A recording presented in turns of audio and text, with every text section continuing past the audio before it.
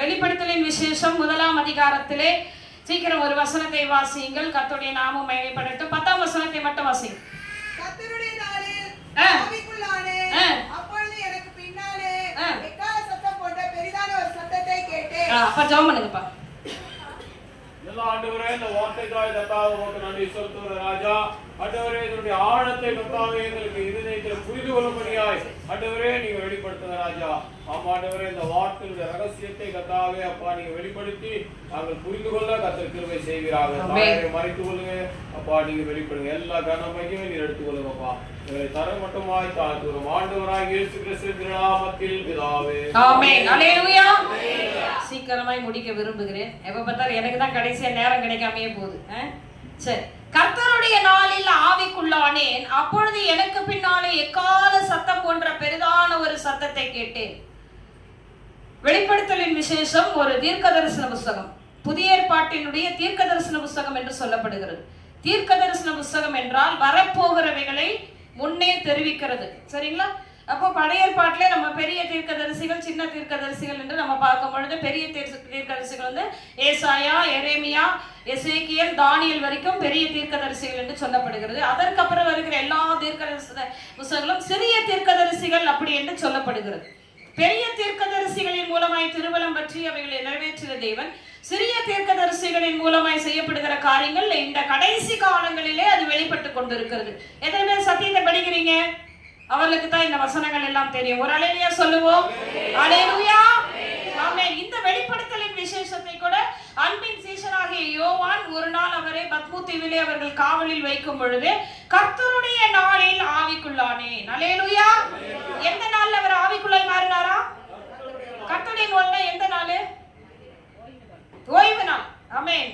நமக்கு ஞாயிற்றுக்கிழமை, முன்னாடி சனிக்கிழமை தான் இருந்தது. இப்ப அப்படியே பரட்டி அப்படியே வந்து மெதராசி எப்படி சென்னையா மாறிச்சோ அந்த மாதிரி அப்படியே உருட்டி நம்ம இன்னைக்கு ஞாயிற்றுக்கிழமை வந்து நின்றுட்டோம். ஆனா முதல்ல சனிக்கிழமை தான் ஃபர்ஸ்ட் நாள். வேத பிரகாரத்தின்படிக்கு நீங்க பாப்பீங்கன்னா சனிக்கிழமை தான் வாரத்தின் முதல் நாளா இருந்தது. ஆனால் அந்த பின்னாட்கள் இது மாற்றப்பட்டு ஓய்வு நாள் என்பதே நமக்கு சண்டேல வந்தது. வாரத்தின் 1ஆம் நாள் அப்படின்ற கணக்கு. அப்ப சண்டே தான் நம்முடைய பிள்ளைகளுக்கு சொல்லிக் கொடுக்கிற பாடங்களை கூட எந்த டே ஃபர்ஸ்ட் வருது? எப்படி? மண்டே தானே வரணும். ஆனா எப்படி வருது?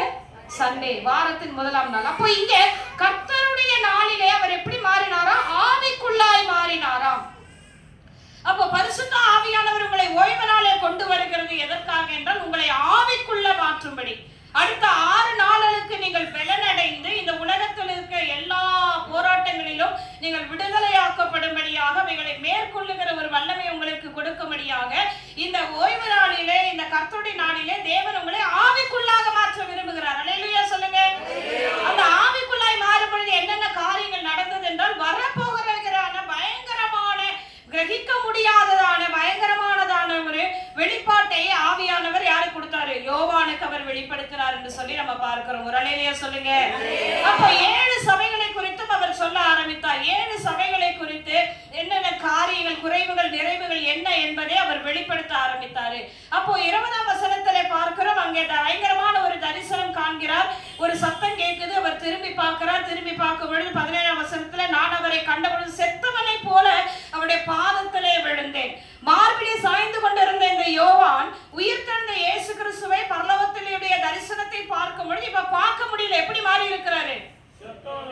அந்த மாதிரி மாறணும். உலகத்தை அவங்க கிட்ட வந்து நின்று பேசவே கூடாது. என்ன செலிஸ்டர் எஸ்எஸ் சிஸ்டர் கிட்ட ஒரு விக்கிர ஆராதனை செய்யறவங்க வந்து நின்று பேசவே கூடாது. எப்படி மாறணும்? உங்களை பார்த்த உடனே பயந்து அப்படி விழுந்துடணும். டமால் ஐயோமா இவங்கிட்ட பேசவே கூடாது. அப்படி பரிசுத்த ஆவியானவர் உங்களுக்குள்ள இருக்கிறார். அந்த ஆவியானவர் உங்களோடு இருக்கிறார். சில கடைகளுக்கு போனா பிசாசு துரத்துவோம். ஐயோ போ, சீக்கிரம் வெளியே போடுவோம். அப்படியே எனக்கு யார் தள்ளும். ஆண்டவரே எல்லாரும் நல்லா நடமாடுறாங்க, எனக்கு மட்டும் ஏன்? ஏன்னா அவன் மந்திரம் பண்ணி அந்த கடையில வச்சிருக்கிறான் மகளே. அந்த ஆவி உனக்கு விரோதமா எழும்புது. சில பேர் உள்ள வரும் பொழுதே அந்த கிரியைகளானது அவர்களை தொட. நீங்க நினைக்கூடாது அவங்க பலவீனமா இருக்காங்க. நம்ம அப்படி கிடையாது. எவைகளுக்கு நீ எதிர்த்து நிற்கிறாயோ அவைகளுடைய எதிர்ப்பாய் நிற்கும். விசுவாசிகளுக்கு நீ எதிர்த்து நிற்பாயானால் எந்த இடத்தை அவன் ஆக்கிரமித்துக் கொண்டு இருக்கிறானோ அந்த எல்லைகளிலே நீ போகும் பொழுது அது உனக்கு விரோதமாக எதிர்த்து நிற்கும். நீங்களும் எப்படி போயிட்டு வரீங்க கடைக்கு? நாங்க நல்லா தான் போயிட்டு வரோம். அப்படியே போயிட்டு ஜாலியா போயிட்டு வரோம் ஒரு கடைக்கு. அப்படி இருக்கக்கூடாது. ஒரு ஆவிக்குரிய மனுஷன் உள்ள ஒரு இடத்துக்குள்ள போனா அங்கே தாக்குதல் காணப்படும். அங்கே என்ன இருக்கிறது என்பதை ஆவியானவர் உனக்கு வெளிப்படுத்துவார். இந்த ஸ்தலம் எப்படிப்பட்டதா இருக்கிறது, இவர்கள் எதை மேற்கொண்டிருக்கிறார்கள், இங்கே என்ன நடக்கிறது என்பதை நீ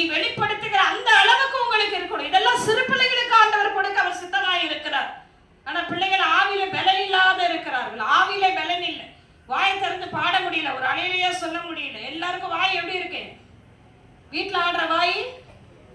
இனிமே நீங்க வீடுகள் என்ன பண்ணணும்? பிள்ளைங்க இடத்துல பாக்ஸிங் போடணும். ஆலயத்துல வாயை திறக்காம இங்க திறப்பியாண்டு இனிமே நீங்க என்ன பண்ணணும்? வீட்டுல சொல்லுங்க, அட்டிக்கணும் போடணும் வாயிலே. வீட்டுல ஆலயத்துல ஒரு அலையிலேயே சொல்றியாடா நீ சொல்றியாடின்னு சொல்லி நீங்க என்ன பண்ணணும்? நல்லா பொழக்கணும். எத்தனை பேர் ரெடியா இருக்கிறீங்க? என்ன அமைதியா இருக்கீங்க? இல்ல பசங்க உங்களை பொழக்கிறாங்களா? எல்லாம் ஒவ்வொரு வீட்டுக்கு வந்தாதான் தெரியும். ஒரு தகப்பனார் சொல்றாரு, ஐயோ என் பிள்ளைங்களை பார்த்தா எனக்கு பயங்க அப்படின்றது. நான் நினைச்சிட்டேன், ஐயோ பாவம், கட்டடத்துல நீ போய் நிக்கணும் பாங்க அப்படின்னு. தேவ சமூகத்தில் நீ பயந்து போய் நிற்க வேண்டும். உன் பிள்ளைகளை நீ ஆட்கொள்ள கூடாது. அப்படியா? சொல்லுங்க. ஆண்டவர் என்ன சொன்னார்? பிள்ளைகள் கர்த்தரால் வருகிற அந்த சுதந்திரத்தை நீ ஆளுகை செய்யணும். உன் பிள்ளைகள் உன்னை ஆளுகை செய்கிறது என்றால் நீ அந்த இடத்துல எப்படி இருக்கிற? முடிஞ்சு போச்சு உன் நிலைமையே. பிள்ளைகளை நீ ஆளுகை செய்வோம், சுதந்திரத்துக்குள்ள இருக்கணும். நீ அவர்களை வழி நடத்தணும். நீ சொல்லுகிறதை செவி கொடுக்கிறவர்களாய் மாறணும். அந்த ஜெயம் எடுத்து விட்டாய் என்றால் பரலோகத்துல உன் பெயர் நிச்சயிக்கப்பட்டு கர்த்தருடைய வருகைக்கு நீ ஆயத்தமாகி கொண்டு இருக்கிறாய் என்ற அர்த்தம். கரங்களை தட்டி கர்த்தருடைய நாமத்தை மகிமைப்படுத்த நல்ல உற்சாகமாய் அல்லேலூயா. உங்க வாயிலிருந்து ஒரு வார்த்தை பெறப்பட்டு வச்சா சரின்னு சொல்லணும். சொல்லலன்னா அது சரின்னு சொல்லுகிற அளவுக்கு அடி என்ன அடிச்சு நொறுக்கணும். பிறமை கையாடாதவன் தன் மகனை உன் கைய பிள்ளைகள் உன் கையை நீட்டி அடிக்கிறதெல்லாம் நீ எப்படி இருக்கிற? இன்னைக்கு ஆண்டவர் துக்கப்படுவார். பிள்ளைங்க உன் மேல கைகளை செலுத்துச்சுன்னா அந்த பிள்ளைகளை கூட ஆண்டவர் விட மாட்டார், நரக ஆக்கினிலே தள்ளுவார். நல்லா ஞாபகம் வச்சுங்க. பிள்ளைகள் அப்பா மேல கையடிக்கிறது, அம்மா மேல கையை தூக்கி காட்டுறது, பிள்ளைகள் மேல ஆண்டவருடைய அக்கினி வெளிப்பட ஜாக்கிரதை உள்ளவர்களாக இருங்கள். இந்த பூமிக்கு உங்களை கொண்டு வரும்படி ஆண்டவர் அவர்களை பயன்படுத்தி இருக்கிறார், அவ்வளவுதான். மற்றபடிக்கு ஆண்டவர் அவர்களை உங்களிடத்திலே ஆண்டவர் வெளிப்படுகிற தேவனாய் இருக்கிறார். ஒரு அலேலியா சொல்லுங்க, ஒரு அலேலியா சொல்லுங்க. கர்த்தருடைய நாளிலே ஆவிக்குள்ளாய் மாறின இந்த யோவான் அநேக காரியங்களை குறித்து கர்த்தர் வருடத்தில் வெளிப்படுத்த ஆரம்பிக்கிறாரு. அவர் கண்ட தரிசனத்தை பார்க்கும் பொழுது அவர் ஆண்டவருடைய வலது கரத்தில் 7 நட்சத்திரங்கள் இருந்தது. 7 குத்துவிளக்குகளின் மத்தியிலே அவர் உலாவிக் கொண்டிருக்கிறவராய் இருந்தார். ஒரு அல்லேலூயா சொல்லுங்க. 7 குத்துவிளக்கு என்பது 7 சபைகளை குறித்ததாய் இருக்கிறது. 7 விதமான சபைகள் தான் அந்த 7 குத்து விளக்கு. அந்த நட்சத்திரங்கள் என்பது சபையினுடைய தூதன், அதாவது ஊழியக்காரன். ஊழியக்காரன் எங்க இருக்கிறான்? ஆண்டவருடைய கரத்தில் இருக்கிறான். கர்த்தருடைய வலது கரத்தில் 7 நட்சத்திரங்கள். அதுதான் அநேகருக்கு தெரிய மாட்டேது. ஊழியனா பயப்படுறாங்க. நீ ஊழியனாய் மாறி விடுவாய். ஆண்டவருடைய வலது கரத்திலே இருப்பார். கர்த்தர் உன்னை தாங்கி கொண்டு இருப்பார். எத்தனை பேர் ஆமென் சொல்றீங்க? வாங்க சீக்கிரமாய் 4ஆம் அதிகாரத்துக்கு நாம் கடந்து செல்லுவோம். சீக்கிரமாய் ஒரு வசனமாய் எனக்கு நிறுத்தி வாசியுங்கள். இவைகளுக்கு பின்பு இதோ பரலோகத்தில் திறக்கப்பட்டிருந்த ஒரு வாசலை கண்டேன். முன்னே எக்காள சத்தம் போல என்னுடனே பேச நான் கேட்டிருந்த சத்தமானது, இங்கே ஏறி வா, இவைகளுக்கு பின்பு சம்பவிக்க வேண்டியவைகளை உனக்கு காண்பிப்பேன் என்று விளம்பினது. ஆமென். கர்த்தருடைய நாமம் மகிமைப்படட்டும். 7 சபைகளை குறித்த குறைவுகளையும் நிறைவுகளையும் இங்கே வெளிப்படுத்தப்பட்ட பிறகு யோவானுக்கு மறுபடியும் ஒரு சத்தம் கேட்குது. இவைகளுக்கு பின்பு இதோ பரலோகத்தில் திறக்கப்பட்டிருந்த ஒரு வாசலை கண்டேன். பரலோகத்திலே வாசல் திறக்கப்பட்டிருக்கிறதை அங்கே யோவான் தரிசனத்திலே பார்க்கிறார். முன்னே எக்கால சத்தம் போன்ற என்னோடு பேச நான் கேட்ட சத்தமானது. அப்ப என்ன சத்தம் அவருக்கு வந்தது? திரும்பி வாசிங்க பாப்போம். கர்த்தருடைய நாமம் மகிமைப்படும். 11ஆம் வசனம் வாசிங்க. 1ஆம் அதிகாரம் 11ஆம் வசனம். அல்பாவும் ஒமேகாவும் முந்தினவரும் பிந்தினவருமாய் இருக்கிறேன். முந்தினவரும் பிந்தினவருமாய் இருக்கிறேன். நீ காண்கிறதை ஒரு புத்தகத்திலே எழுதி ஆசியாவில் இருக்கிற எபேசு, சிமிர்னா, பெர்கமு, தியத்ரா, சர்தை, பிலதெல்பியா, லவோதிக்கா என்னும் பட்டணங்களில் உள்ள 7 சபைகளுக்கு அனுப்பு என்று விளம்பினது. இந்த சத்தம் கேக்குது யோவானுக்கு. இதுதான் அங்க சொல்றார், நான் முன்னே கேட்ட சத்தம். நான் முன்னே கேட்ட சத்தம் என்பது இதுதான். இந்த சத்தத்தை கேட்கறதுக்கு தான் அவர் என்ன பண்றாரு? 17ஆம் வசனத்துல முதல் லைன் பாருங்க. நான் அவரை கண்ட பொழுது செத்தவனை போல விழுந்தேன். 12ஆம் வசனம் சொல்லுது, அப்பொழுது என்னுடனே பேசின சத்தத்தை பார்க்க திரும்பின பொழுது 7 பொன் குத்து விளக்குகளையும் அந்த 7 குத்து விளக்குகளின் மத்தியிலே நிலையங்கி தரித்து மார்பகை பொற்கச்சை கட்டியிருந்த மனுஷகுமாரனுக்கு ஒப்பானவரை கண்டேன். அல்லேலூயா. சத்தம் கேக்குதாங்க. ஆவிக்குள்ளாய் மாறினவனவே ஆண்டவருடைய சத்தம் கேட்க ஆரம்பிச்சிடும். எத்தனை பேர் ஆமென் சொல்றீங்க? நீ ஆவிக்குரியவங்களா மாறலன்னா உனக்கு ஆண்டவருடைய சத்தம் கேட்காது. சும்மா ஆண்டவர் என்னோட பேசினாருன்னு சொல்லி எங்கன்னா போய் கிணத்துல விழ வேண்டியதான். ஒரு அலையிலே சொல்லுங்க. ஆவிக்குரியவர்களாய் மாறி ஆவிக்குள்ளவனை மாற்றும்படிதான் ஆண்டவருடைய சத்தம் அங்கே தொனிக்கும். ஆண்டவர் பேசுவார், திட்டமாய் பேசுவார். மகளே, இது எனக்கு சித்தம் இல்லை, வெளியே வா. இது இப்படி இல்லை, வெளியே வா. நான் சொல்றதை செய். உன் பிள்ளைகளை எப்படி நடத்து, தேசத்துக்காக இப்படி ஜெபம் பண்ணு. மற்றவர்களை குறித்து அந்த ஆத்தும வாரத்தை அவர் உண்டு பண்ணிக்கிட்டே இருப்பார். சாதாரணமா இருக்க மனுஷரை சிறுமைப்பட்டவர்களுக்கு போய் உதவி செய்யும்படி எழுப்புவார். மற்றவர்களுக்காய் ஜெபிக்கும்படி எழுப்புவார்.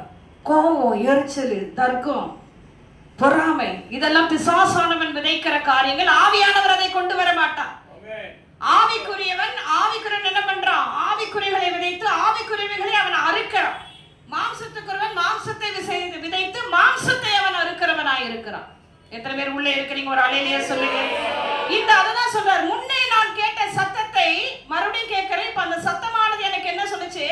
இங்கே ஏறி வா, இவைகளுக்கு பின்பு சம்பவிக்க வேண்டியவை உனக்கு காண்பிப்பேன் என்று விளம்பினது. அந்த சத்தத்தை கேட்ட உடனே மறுபடியும் 4ஆம் அதிகாரம் 2ஆம் வசனம், உடனே ஆவிக்குள்ளானேன். அப்பொழுது இதோ வானத்தில் ஒரு சிங்காசனம் வைக்கப்பட்டிருந்தது. அந்த சிங்காசனத்தின் மேல் ஒருவர் வீற்றிருந்தார். அல்லேலூயா. எப்ப இந்த சிங்காசனம் அவன் கண்களுக்கு தெரிந்தது? ஆவிக்குள்ளாய் மாறின பிறகுதான் அவனுக்கு பரலோகம் ஒன்று உண்டு அப்படி என்பதை திஷ்டாந்தமாய் காணும்படியாகும். அந்த பரலோகத்துல ஒரு சிங்காசனம் இருக்கிறதையும் அவனுடைய கண்கள் தரிசனம் பண்ணது. நீ ஆவிக்குரியவர்களாய் மாறாத வரைக்கும் நீ எந்த தரிசனத்தையும் பார்க்க முடியாது. ஆண்டவருக்கா எந்த உபயோகமும் பண்ண முடியாது. ஆண்டோடைய வருகை மிக சமீபமாய் இருக்கிறது. ஒரு அல்லேலூயா சொல்லுங்க. அல்லேலூயா சொல்லுங்க. அல்லேலூயா. கர்த்தருடைய நாமம் மகிமைப்படுவதாக. நிறைய பேர் சொல்லுவாங்க, என்னன்னு, ஆண்டவர் ஆபிரகாமை ஆசீர்வதித்தாரு. வாங்க வாங்க 12 சீக்கிரம் ஓடி வாங்க. ஆதியாகமம் 12ஆம் அதிகாரத்துக்கு சீக்கிரமாய் வரணும். சீக்கிரமாய் திருப்புங்க. கர்த்தருடைய நாமம் மகிமைப்படுவதாக. 12ஆம் அதிகாரத்திலே ஆண்டவர் அவனை அழைக்கிறார். கர்த்தருடைய நாமம் ஆபிரகாம், கர்த்தர் ஆபிரகாமை நோக்கி, நீ உன் தேசத்தையும் உன் இனத்தையும் உன் தகப்பனுடைய வீட்டையும் விட்டு புறப்பட்டு நான் உனக்கு காண்பிக்கும் தேசத்துக்கு போ. நான் உன்னை பெரிய ஜாதியாக்கி உன்னை ஆசீர்வதித்து உன் பேரை பெருமைப்படுத்துவேன். நீ ஆசீர்வாதமாய் இருப்பாய். உன்னை ஆசீர்வதிக்கலை ஆசீர்வதிப்பேன், உன்னை சபிக்கிறவனை சபிப்பேன். பூமியில வம்சங்கள் எல்லாம் உனக்குள். இதுல நம்ம நிறைய சபைகளிலே இந்த வார்த்தைகளை எடுத்துக்கொள்வாங்க. என்ன வார்த்தை? நான் உன்னை பெரிய ஜாதியாக்கி. ஒரு வசனம் கடைக்கு போனா என்ன கிடைக்காங்க? உன்னை பெரிய ஜாதியாக்குவேன், உன்னை ஆசீர்வதிப்பேன். எப்ப இந்த வாக்குத்தத்தத்தை அவர் செய்கிறாரு? இந்த வார்த்தை எப்பப்பா வருது? நீ உன்னுடைய தகப்பனுடைய இடத்தை விட்டு உன் தேசத்தை விட்டு நீ வரும்பொழுதுதான் உனக்கு ஆசீர்வாதம். சும்மா உனக்கு ஆசீர்வாதம் கிடைச்சிருமா? நாம் சொல்லுகிறவர்களுக்கு செய்தால்தான் இந்த ஆசீர்வாதம். ஆனால் அவன் எப்பொழுது இந்த வாக்குத்தத்தத்தை அவன் பெற்றுக்கொண்டான், எப்பொழுது அது அவனுக்கு சுதந்திரமாய் மாறினது என்றால் அவன் கீழ்ப்படிந்த பிறகுதான் அந்த வார்த்தை மாறினது. இன்னைக்கு நம்ம வீட்டுல எவ்வளவு ஒட்டிக்கலாம், நீ ஆசீர்வாதமாய் இருப்பாய், உன்னை பலுக செய்த பெருகவே அப்படி இப்படின்னு ஆண்டவர் எத்தனையோ கொடுக்கிறவன் எல்லாம் செய்யலாம். ஆனாலும் ஆண்டவர் சொல்றாரு, நான் சொல்லுகிற வார்த்தை முதல்ல என்னவென்றால், நீ உன் தேசத்தையும் உன் இனத்தையும் உன் தகப்பனுடைய வீட்டையும் விட்டு புறப்பட்டு நான் உனக்கு காண்பிக்கும் தேசத்துக்கு. நீங்க கனவுல நினைச்சீங்களா இங்க வருவீங்கன்னு? ஒரு ஒயிட் ட்ரெஸ்ல ஒரு நாள் உங்க அம்மா வீட்டுக்கு உங்க அப்பா வீட்டுக்கு போயிட்டு வந்து பாருங்க, செம்ம அலர்ஜியாயே அவருக்கு என்ன ஆயிடும்? பிரஷர் ஏறி போயிடும். எத்தனை பேர் உள்ள இருக்கிறீங்க? நிறைய பேர் விக்கிர ஆராதனை செய்யறோம்னு சொல்லுவாங்க. பாரம்பரியமா நாங்க அப்படித்தான் சொன்னாங்க. நாங்க ஆண்டவரை ஏற்றுக்கொண்ட முதல் நாளிலே என் அக்காவோட கணவர் தான் மந்திரம் பண்றாருன்றது எங்களுக்கு தெரியாது. ஆனா அவர் சொன்ன என்னிடத்துல வந்து பேசும் பொழுது, எத்தனை வருஷ காலமா பாரம்பரியமா கும்பிட்டு வந்த சிலைகளையும் வழிபாடுகளையும் விட்டு நீ உன் குடும்பத்தை அப்படி கொண்டு போயிடுவியா? இயேசு ஒரு ஃபாரின் கடவுள். எங்க அக்கா கடவுள் சொன்னார், அக்காவுடைய கணவர். இயேசு யாரு? ஆமா, ஃபாரின் கடவுள். இந்த பிரிட்டிஷ் கொண்டு வந்தா அவரை. ஃபாரின் கடவுளை நீ கொண்டு வர பாக்குறேன்னு என்ன கேட்டா, நான் சொன்ன ஃபாரின் கடவுளோ இல்ல லோக்கல் கடவுளோ அவர்தான் மெய்யான தேவன். அப்பதான் வச்சான். அப்படியா பேசுறீரு, உனக்கு மந்திரத்தை வைக்கிறேன்ட்டு மந்திரம் வச்சான் பாருங்க. யாகம சபைக்கு போகும்போதே அங்க ட்ராக்ல 10 தடவை விழுந்திருக்கேன். ஆனா விழும்போது அப்படியே பஞ்சில போய் விழுற மாதிரி இருக்கும். ஏன்னா யார் என்னை தாங்கி பிடிக்கிறா? 10-15 பேர் ஓடியாருவோம். ஐயோ அந்த பிள்ளை விழுந்துச்சு. ஆனா நான் சொல்றேன், எனக்கு ஒன்றும் இல்லைங்க, நான் பிரச்சனை இல்லைங்க, நான் போறேன்ட்டு அழகா அந்த ட்ராக் மேலே நடந்து போயிட்டே இருப்பேன். நல்லா ஞாபகம் பண்ணிக்கங்க, நல்லா ஞாபகம் வச்சுங்க. அல்லேலூயா. இந்த ஆசீர்வாதம் என்ற அந்த காரியங்களை வாங்கும் முன்பதாக அவனுடைய காரியங்கள் எப்படி இருக்கு? அவர் ஃபாரின் கடவுள் இல்லைங்க. இந்த வானத்தையும் பூமியையும் சமுத்திர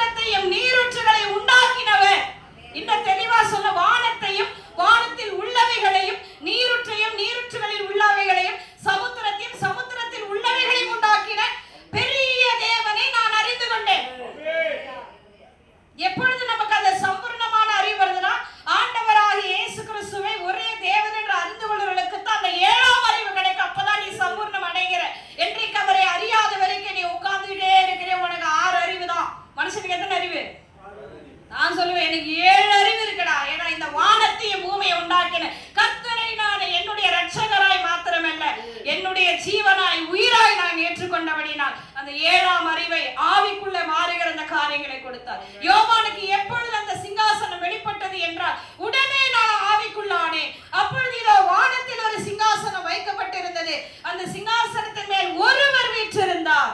வெளிப்படுத்தல் 4:3 வீற்றிருந்தவர் பார்வைக்கு வச்சர கல்லும் பதுமராகத்துக்கும் ஒப்பாயிருந்தார். அந்த சிங்காசனத்தை சுற்றி ஒரு வானவில் இருந்தது. அது பார்வைக்கு மரகதம் போல் தோன்றிற்று. எது இந்த வானவில் எது அப்படின்னு பாத்தீங்கன்னா, நோவாவோட கூட ஒரு உடன்படிக்கை செய்வார். இனி என் ஜனத்தாரை எப்படி அடிக்க மாட்டேன், ஜலத்தினாலே. வாங்க ஆதியாகமம் 9ஆம் அதிகாரத்தில் சீக்கிரம் நான் சொல்ற வசனத்தை வாசிங்க. 12:13 சீக்கிரம் வாசிங்க.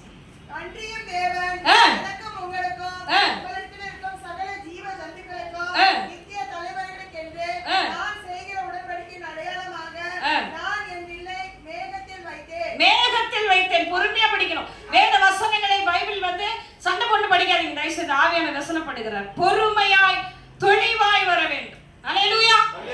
நிறுத்தி படிச்சினா உங்க ஆத்துமாத்துக்கு அப்படியே மாத்திர மாதிரி உள்ள போகும். எத்தனை பேர் ஆமென் சொல்றாங்க?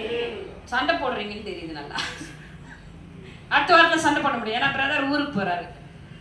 திங்கள் செவ்வாய் புதன்கிழமைக்குள்ள அவரே சூடான் போறாரு. அவருக்கா ஜெபிக்கணும். நம்ம முடிச்ச உடனே ஜெபம் பண்ணிடுவோம். அல்லேலூயா. அடுத்து நம்ம சகோதரி தான். அவங்க கூட எத்தனை பேர் போட்டி போட போறீங்க? வசனத்தை வாசிக்காதவர்களுக்குலாம் ஆண்டவர் சவுக்கடி கொடுப்பாரு. வாசிக்கணும். அவங்க வாசிக்கிறாங்களே, யாரோ ஒருத்தர் வாசிச்சு மத்தவங்க நிறுத்திடணும். அவங்க வாசிக்கிட்டோம் அப்படின்னு சொல்லி இருக்கக்கூடாது. வேதத்தை முதலாவது சத்தத்தை கேட்கணும். நான் சொல்லுகிற வசனத்தை உன் செவிகள் கேட்க வேண்டும். உன் கண்கள் வேதத்துக்கு நேராக போகணும். உன் கைகள் வேதத்தை திருப்பி வேகமாய் உன் வாய்கள் அதை வாசிக்க வேண்டும். எத்தனை பேர் ஆமென் சொல்றீங்க? ஒரு அலையிலேயே சொல்றீங்க. ஆண்டவர் அங்கே நோவாவோட கூட உடன்படிக்கை செய்கிறார். இனி நான் அவர்களை ஜலத்தினால என்ன பண்ண மாட்டேன், அடிக்க மாட்டேன் என்று சொல்லுகிறார். அந்த வானவில்லை தான் இந்த சிங்காசனத்திலே அங்கே யோவான் காண்கிறார். வெளிப்படுத்தல் 4:4 அந்த சிங்காசனத்தை சூழ 24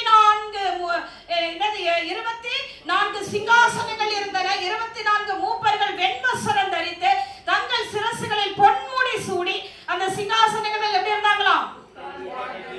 4ஆம் வசனத்துல அவர் நல்லா நீங்க அந்த அப்படியே கற்பனைக்கு போகணும்.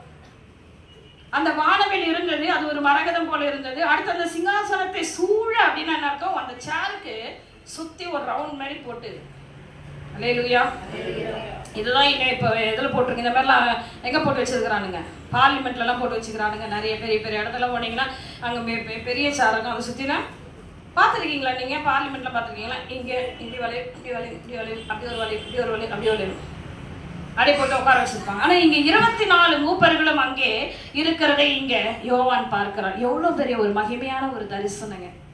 சாதாரணமா அவனுக்கு கிடைச்சதா இல்ல. கர்த்தருடைய சுவிசேஷத்தை சொல்ல வந்த யோவானை எண்ணெய் கொப்பரையில போட்டாங்க. பெரிய அன்னக்கூட மாதிரி ஒரு பெரிய கடாயை வச்சு அதுல எண்ணெயை நல்லா கொதிக்க விட்டு யோவானை தூக்கி அதுல போடுறாங்க.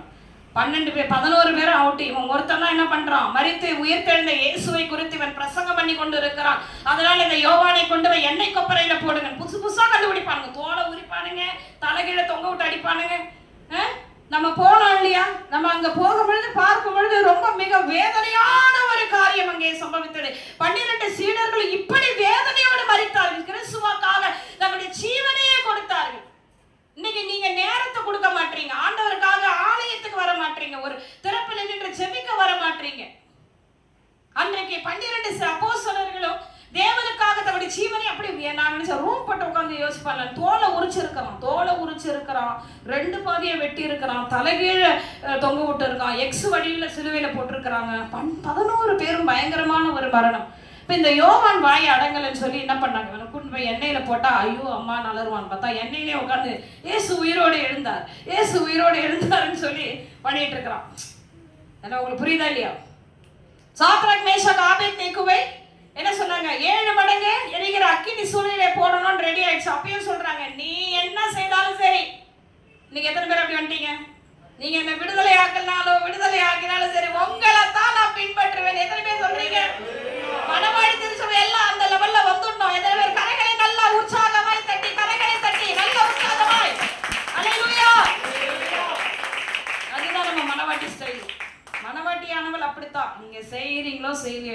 விடுவிக்கிறவங்களை விடுவிக்காம போனாலும் சரி, உம்மை மறுதலிக்க மாட்டேன். யாரிடத்திலே போவேன் ஆண்டவர்? நித்திய ஜீவ வசனங்கள் உம்மிடத்திலே உண்டு. உடைந்து வருகிற என் வார்த்தை, உங்க வார்த்தை எனக்கு என் மகளேன்னு போத நான் உருகி போயிட்டேன். முடிஞ்சு போச்சு ஆண்டவர், எல்லாம் முடிஞ்சிச்சு. ஆமென். அல்லேலூயா. வெளிப்படுத்தல் விசேஷம் தான் இனி வரும் நாட்களை நான் எடுக்க போகிறேன். கர்த்தருடைய ஆவியானவர் சொல்லி இருக்கிறார். வெளிப்படுத்தல் விசேஷத்தினுடைய அநேக ரகசியங்களை நாம் பார்க்க போகிறோம். இங்கே எல்லாரும் முழங்கால் படியிடுவோம். அந்த சிங்காசனத்தை சூழ 24 மூப்பர்கள் இருந்தன. அந்த சிங்காசனங்கள் இருந்தன. 24 மூப்பர்கள் வெண்வஸ்திரம் தரித்து தங்கள் சிரசுகளில் பொன்முடி சூடி அந்த சிங்காசனத்தின் மேல் அவர்கள் உட்கார்ந்து இருக்க கண்டேன். இப்படிப்பட்ட ஒரு தரிசனம் யோவானுக்கு. ஒரு வாஞ்சை இருக்கா உங்களுக்கு? என்னை இதுவரைக்கும் நடத்தினவரை நான் பார்க்கணுமே, என்னை இதுவரைக்கும் தப்பு வச்சவரை நான் பார்க்கணுமே, என்னை நேசிச்சவரை நான் பார்க்கணுமே. எங்கேயாவது ஒரு நாளும் நீ யோசனை பண்ணி இருக்கீங்களா? இல்லை. எப்போ ஆண்டவர்கிட்ட இருந்து நன்மையை பெற்றுக்கலாம், நன்மையை பெற்றுக்கலாம், இப்படியே தான் இருக்கீங்க. அதை தான் ஆண்டவர் விசனப்படுகிறார். என் தரிசனத்தை காண வேண்டும் என்றார். ஓய்வு நாளை நீ பயபக்தியோடு மனமகிழ்ச்சி நாள் என்று நீ எண்ணி ஆவிக்குள்ளே மாறுகிற அந்த நாட்களை விட்டு விடாதபடி அசட்டை பண்ணி வீட்டுல உட்காரவே கூடாது.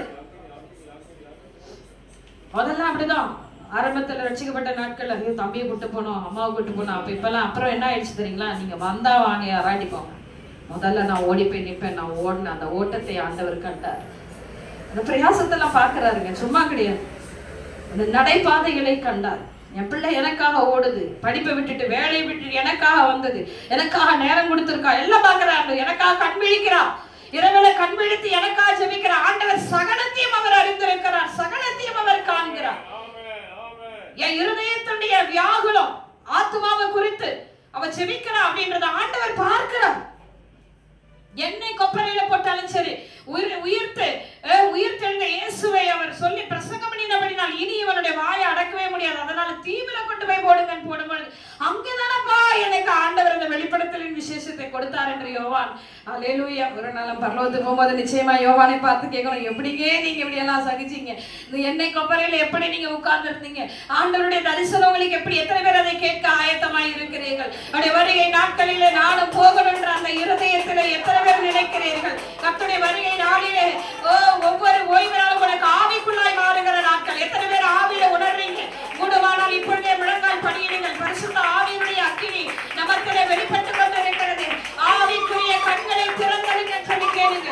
என் ஆவிக்குரிய கண்களை திறங்கப்பா. தரிசனத்தை நான் பார்க்கிறோம். என்னை நடத்தி வந்த, என்னை தப்புவித்த, என்னை உயிரோடு வைத்திருக்கிற தேவனை நான் காணணும். என்னை காண்கிற தேவன். ஆபிரகாம் அதிகாலையிலே ஆகாருடைய தோல்பையை அங்கே தண்ணீரை கொடுத்து இஸ்மவேலை கூட்டிட்டு போயிருன்னு சொல்லி அனுப்பும் பொழுது அவள் அந்த வனாந்தர மார்க்கமாய் போயிட்டே இருக்கான். வனாந்தரத்துலதான் அனுப்புவாங்களாங்க. அது மோசமானதுங்க. பழைய ஏற்பாட்டு காலத்துல ஏதாவது தவறு பண்ணா அவனை கொலை செய்ய மாட்டாங்க. அதுக்கப்புறமா தான் இந்த சிலுவையெல்லாம் வந்தது. வனாந்தரத்துல கொண்டு போய் விட்டுருவாங்களாம்.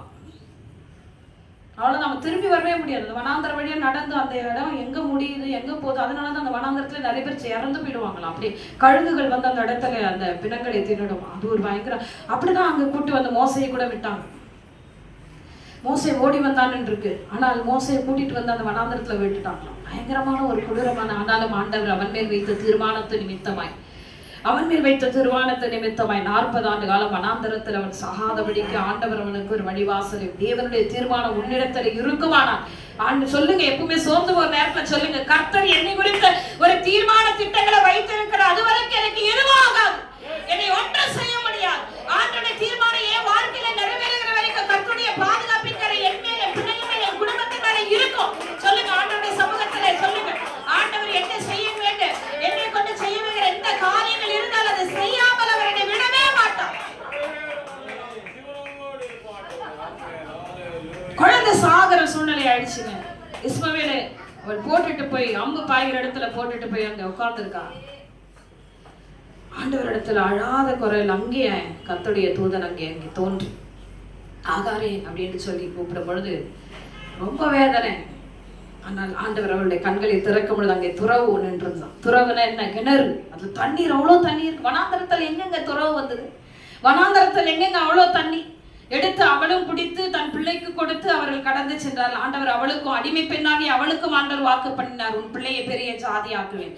அடிமை பெண்ணாகிய ஆகாருக்கே கிருபை கிடைக்குமானால் நான் அவருடைய பிள்ளை. சொல்லுங்க, நான் அவருடைய பிள்ளை, அவரால் தெரிந்து கொள்ளப்பட்ட பிள்ளை. அவருடைய அபிஷேகம் என் மேல் இருக்கு, அவருடைய அழைப்பு என் மேல் இருக்கிறது. அவர் என்னை காண்கிற தேவன். எனக்கு எவ்வளவு நன்மைகள் கிடைக்கும். எல்லா கரங்களை தட்டி அந்நிய பாஷையிலே கொஞ்ச நேரம் கர்த்தருடைய நாமத்தை மகிமைப்படுத்துவோம். ஆவிக்குள்ளாய் மாறின இந்த யோவானுக்கு ஆண்டவர் பரலோகத்தினுடைய வாசலை திறந்து சிங்காசனத்தை மூப்பர்களையும் எப்படிப்பட்ட தரிசனங்களை காண்பிப்பார் என்றார். என்னுடைய ஆவிக்குரிய கண்களும் திறக்கப்படும் ஆண்டவரே. ஆண்டவரே என்ன உற்சாகமாய் கரங்களை தட்டுங்க. இந்த விஷப்படியிலிருந்து உங்களை தப்பிக்கிற வல்லமை தேவ சமூகத்தில் வெளிப்பட்டுக் கொண்டிருக்கிறது. விஷப்படியினால் உங்களுக்கு ஜொரமோ வேதனை வராதபடி கர்த்தருடைய ஆவியானவர் அக்கினி உண்மையில் வருஷிக்கப்பட்டபடியால் கர்த்தருடைய வல்லமை வெளிப்பட்டுக் கொண்டிருக்கிறது. கரங்களை தட்டி அந்நிய பாஷையிலே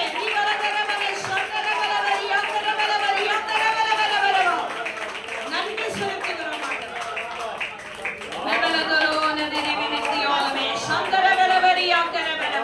பரிசுத்த ஆவியானவர்களை ஒவ்வொருவரையும் நிரப்புங்க ஆண்டவரே. மழையும் விஷப்படியும் இந்த பணியும் எங்களை தாங்க முடியல ராஜா. பலப்படுத்துங்க. பிள்ளைகள் புறப்பட்டு செல்லும்போது சமூகம் கூட செல்லட்டும். கர்த்தர் பெரிய காரியங்களை செய்கிறார்.